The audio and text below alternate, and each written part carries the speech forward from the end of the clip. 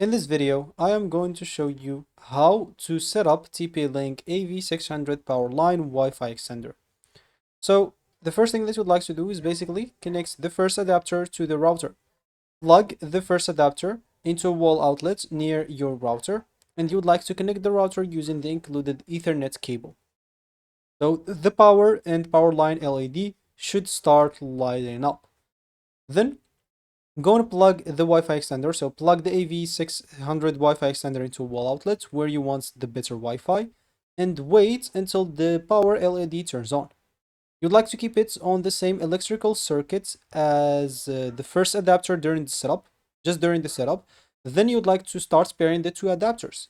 So press the pair button on the adapter connected to the router for about 1 second. Then within 2 minutes, press the pair button on the Wi-Fi extender.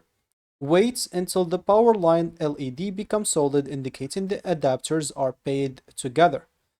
So once you do so, you can copy, or to copy your router's Wi-Fi name and password, you can press the WPS button on your router, and within 2 minutes, press the W or the Wi-Fi clone or Wi-Fi button or the extender. You'll find the button there, and the extender will copy your router Wi-Fi settings automatically.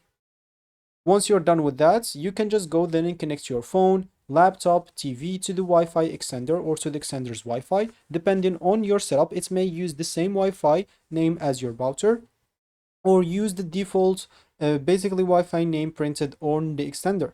So it might be a little bit different. You'll have to enter that again.